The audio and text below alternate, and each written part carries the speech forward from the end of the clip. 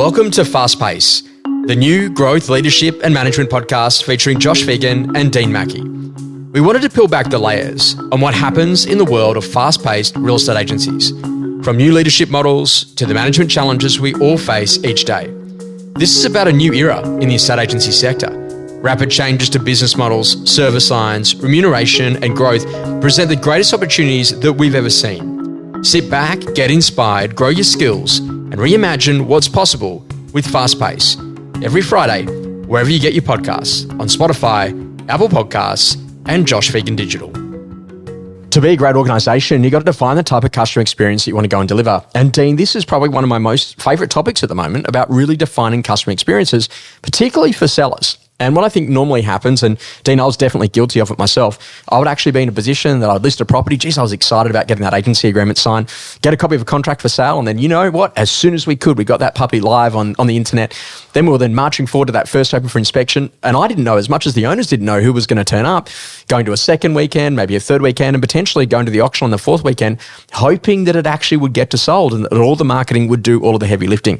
Now, what I've learned is that I was an absolute amateur day one. And the things that I've seen over the course of the last 20 plus years in this industry, that you can actually really map out very specific customer experiences to ensure that you're going to get as close as possible to getting that property sold, but ultimately to maximize sale price and to take people through the journey. And, you know, Dean, I was reading recently the Disney story about the 21 rules of storytelling. And then they say that one part of the film, you almost got to think that Woody or Buzz Lightyear are not going to make it. There's got to be that creative tension.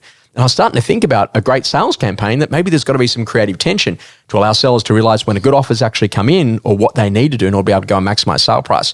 Between Disney, Buzz Lightyear, Woody, creative tension and thinking about customer experience in selling, Dean, bring all that together for us on what we've actually got to do to make sure that we can help our sellers to sell in today's environment and to make sure our agents are providing a customer experience that makes it easy for them to say yes when the right offer comes in. Well, Josh, thank you for sharing that story.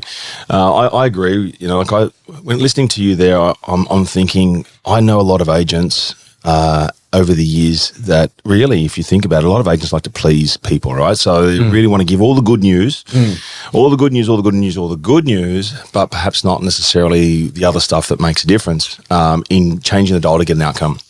And that's exactly what you're just talking about. You know, how do you have some tension in there, which is real? But let's face it, the vendors didn't sign up for the Disney story for you just to tell them all the good news, right?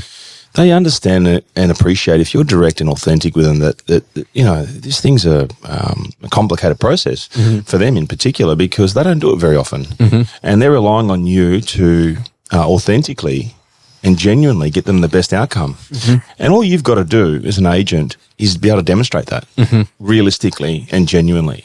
And I think that's where the difference is here. It's really about saying, hey, you know what?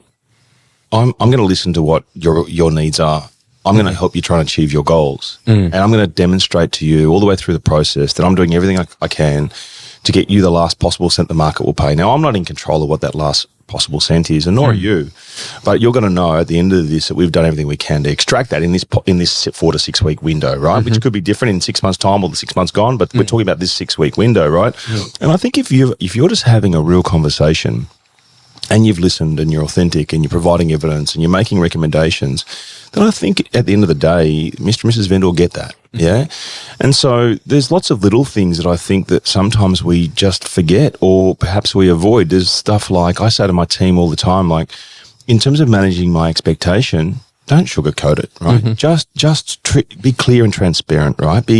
Treat me professionally, be authentic. Make recommendations. Like, you know, I sort of find I hear agents on the phone or I see their vendor reports go out if they're sending them. And by the way, you should be. You know, in that vendor report, what a perfect opportunity to summarize the week's activity. But by the way, it shouldn't be any surprise because you should be having that conversation every day. And at the end of every conversation, or at the end of every vendor report, it should say, and based upon this is what I recommend we do next. Now, I see so many times people have a conversation or a vendor report go out and there's no recommendation of here's what I think we should do next. It's almost like we're hiding from that conversation. And it comes back to your Buzz Lightyear story, right? It's about actually giving people some reality around here's where we're at, right? Whether that be good, bad or indifferent, here is where we're at and here's what we now need to do to get you the last possible cent the market will pay. And so this is interesting about like communication. What do I want this person to know? So that's a factual piece of information. What do I want them to feel? So maybe there's some sort of an emotion. And then what do I want them to do once they've received this piece of information? And I always think about that, whether or not it's in the vendor report or it's in the phone call or meeting with the vendor directly after an inspection. What are we actually trying to do out of that? And I don't call them vendor meetings at the moment. I call them progress meetings because we're trying to progress to the sale. So how's the progress actually going on this sales campaign? And what a lot of agents don't think about is that during the course of that property being on the market, the external market may well have changed. We've had lots of changes with interest rates, and all of a sudden there's a different conversation around what's happening with stamp duty and all sorts of stuff, which could also be impacting on the mood of the market, that media perception. And so as an agent, you've actually got to make sure that you're delivering that, but thinking very differently about those experiences on the way through. Now, when you're working with someone and you're providing an experience, it's going to start all the way back at that listing presentation and potentially even prior. It's before that. I mean, the vendors are all over this before they get to you. For you to think that they haven't been doing their homework before they get to you is ridiculous, right? People's digital footprint is substantial. I mean, I was talking to you offline that I spent some of my weekend researching my trip that I'm taking to Europe at the end of the year, right? Now, I left a pretty decent digital footprint because I didn't talk to anyone. I just spent my whole time on my laptop and my phone researching stuff and collating stuff. And sure enough, what do you think I'm getting this morning in terms of my news feeds and social feeds and whatever? I'm getting information that relates to the searches I've been making all over the web and who knows where else to gather information, right? So I think people are actively doing things. And so their expectation of you has already been created well before that because they've researched you, they've understood it, they've probably touched your organisation, they've seen your activity, they've probably attended your open homes. They've done lots of things, right? They might have interacted with someone else in your organisation. They might even have an investment property with your business. You might not even know that.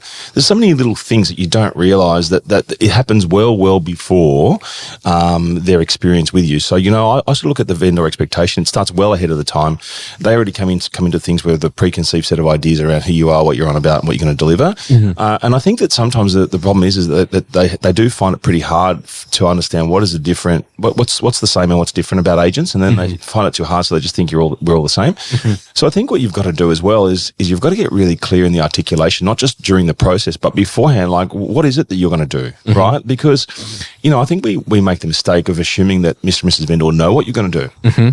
I think in terms of experience and expectation, if you sat down with me, Josh, and said, hey, look, let me take you through the process I follow. Let me explain to you how buyers actually behave in real estate. And based upon how they behave, I'm going to make these recommendations about your price, presentation and marketing and help you understand the education around that. Because if I give you education before the process begins, then when the process begins, it's going to be a lot easier for you to understand my recommendations. Yeah, is that okay with you? Yeah, okay, cool. Let's go through that education process. And let me just show you. Here's a copy of the report that you'll get from me every week, right? Here's a list of like providing evidence before the process begins is really, really important. But we often don't do that, right? We provide all here's how good we are, right? But breaking it down and saying, let me give you some evidence, let me give you some examples, here's how it works, here's what you can expect, what sort of communication would you like? Getting clear on that stuff early with Mr. and Mrs. Vendor. Someone might say, yeah, I'd love to hear from you daily. Someone else says, no, I actually don't, right? But let's get clear. So I think all it is, it's a process in being able to demonstrate value, make it easy for them, being transparent, setting up communication expectations. I think that if you do that, and you follow through on what you say, I don't think you're ever going to have a vendor who's going to be unhappy with the process. I think they're going to understand the process, irrespective of the outcome.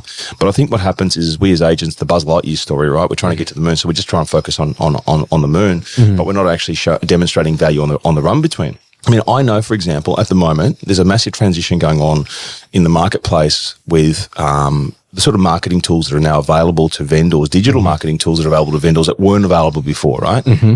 I think a lot of agents, vendors understand it more than what our agents do, I think, because they can see that there are products available in other areas and other fields and how they get marketed to by other industries.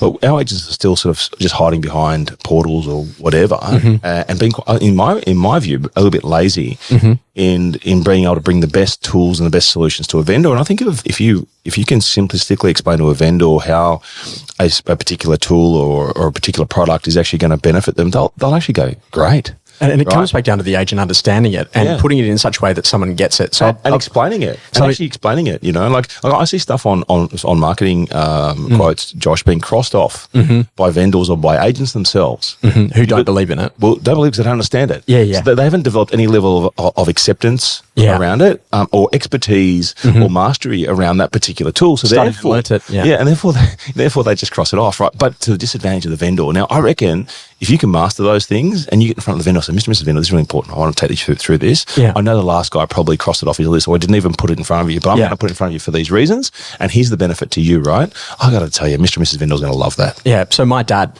71, and I had to teach him about selling digital.